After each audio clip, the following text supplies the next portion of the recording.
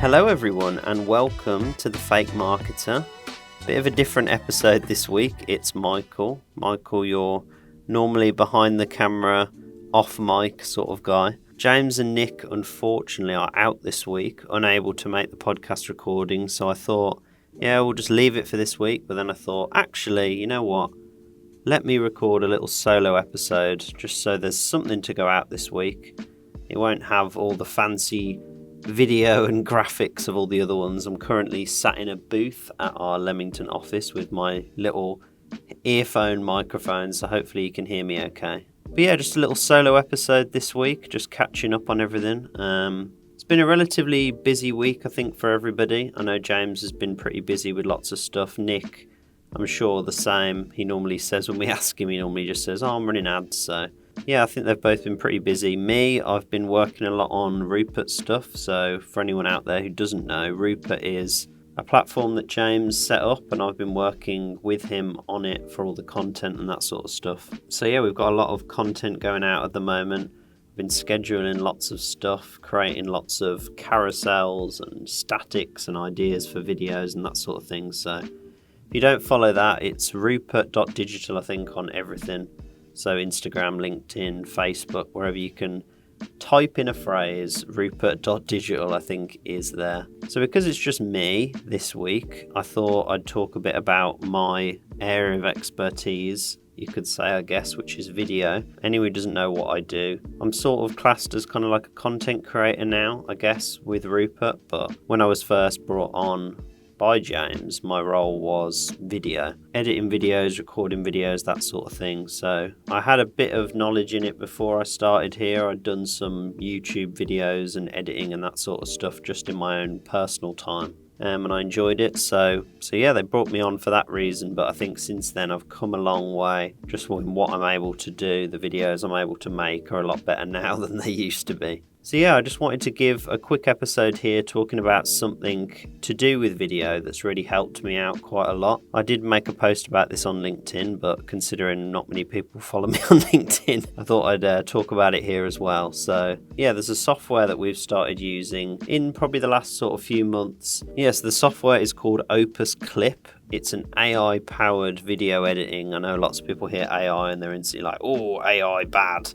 But Opus does a lot of really cool stuff. So I thought anyone out there who makes videos or makes any sort of long form content, be it a podcast or maybe videoing a talk or some sort of presentation or YouTube videos, any of that sort of thing, Opus is a really great thing that I don't think loads and loads of people know about. So I wanted to explain a bit about how we use it, what it does, why I think it could be helpful for some people. So yeah, Opus, basically what you can do is it's sort of designed to take long form video and make it into short form video. So a lot of people maybe they have a company podcast.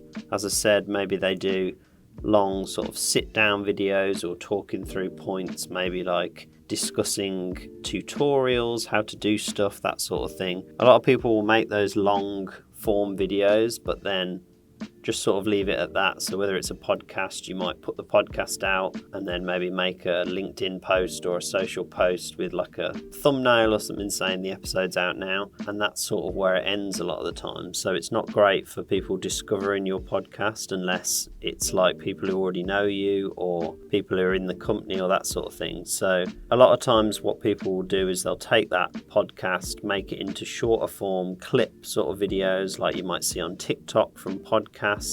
I know James loves to mention the Bad Friends podcast. They've been really massive. There's been loads of videos of them on TikTok, even people just re-uploading clips that aren't even the Bad Friends guys, just re-upload them. They get millions and millions of views. So I think a lot of times people will consume podcast sort of maybe clips, topics like that without ever going and watching the full episode. So making those short form videos is really good, but for a lot of people it's obviously A, time consuming, and B, it might be something that they don't know how to do, whether they don't have a background in video editing or they don't want to pay somebody probably large amount of money to edit these videos every week. So this is where Opus comes in. So I'm not quite sure how we found out about Opus in the first place. But we use it all the time now. I especially use it all the time. I know other members in the team have started. I've been trying to teach them how to use it because it can be a little complicated when you first start out. But yeah, so you can put basically any sort of long form video into it. As I said, podcasts, talks, keynotes, anything like that. You can put it in and Opus will sort of analyze this video, automatically cut it down into shorter clips, which is a massive time saver. And I know a lot of people might think, oh, but how good are these clips? Like, how accurate is it able to cut down sort of longer form points into shorter form? But I must say it's really, really good.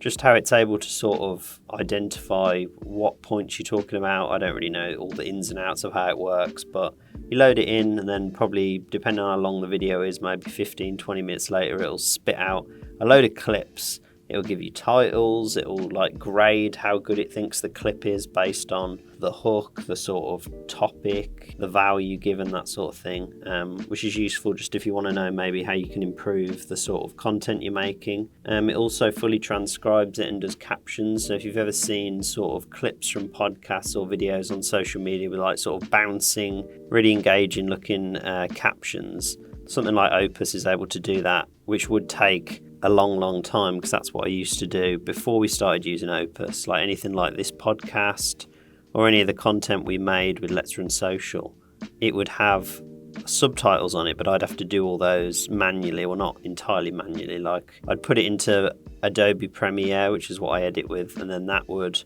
make a transcript. But then if you obviously wanted it to be in different colors or bounce like it does on Opus automatically, you'd have to do all that manually. So it took a long time, which meant we couldn't get a lot of clips out a lot of the time unless I basically just spent days and days of my week just focusing on that. So Opus has been a massive time save.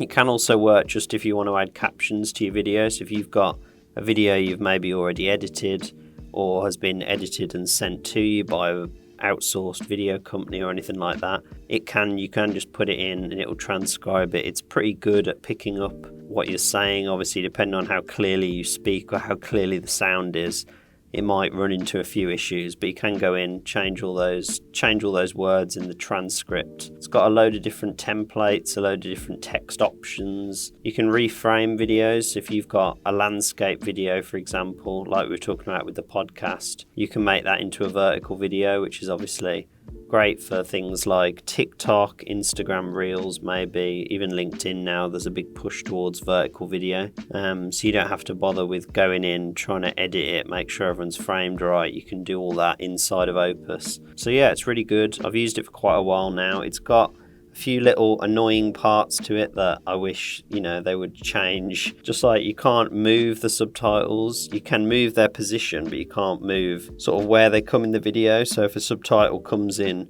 too early or too late, there's nothing you can really do about that, which is a bit annoying. So sometimes you might run into a few little glitches here and there, but for the most part, it's pretty good. And I mean, even if it does 50% of the work for you, that saves hours and hours, especially if you're a busy, business owner, small business.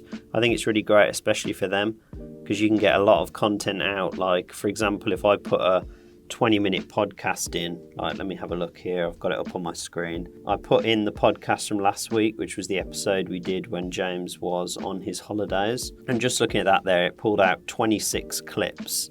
Obviously some might be better than others. I wouldn't just download all these clips straight away. I'd obviously check through them, make sure what they're talking about makes sense.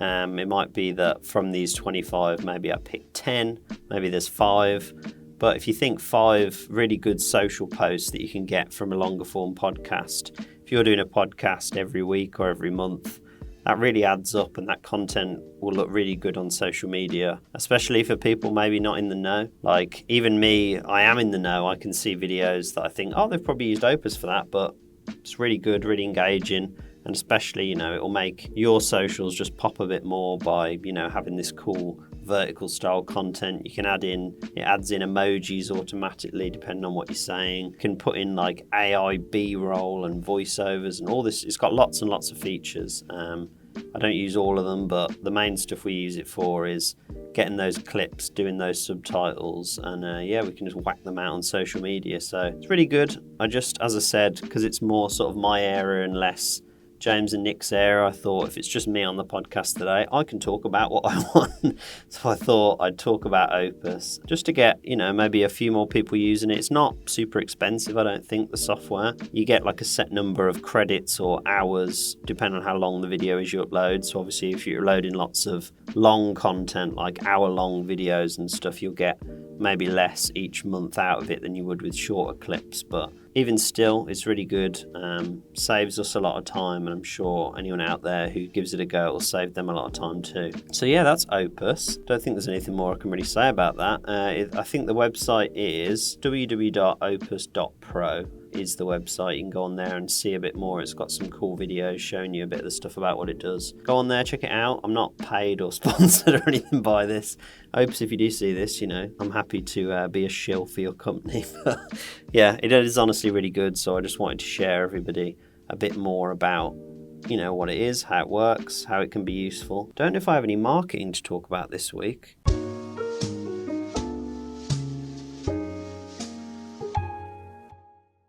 I did see an ad from AliExpress, which I don't fully know how it works, how it makes sense. So I might discuss that with James and Nick next time they're on the podcast. Because I've seen it a couple of times on YouTube, and it's AliExpress, and it's meant to look like sort of UGC organic content. And it's like a guy being like, oh, I got these 99 cents AirPod Maxes from AliExpress, and he's like dancing around with them on.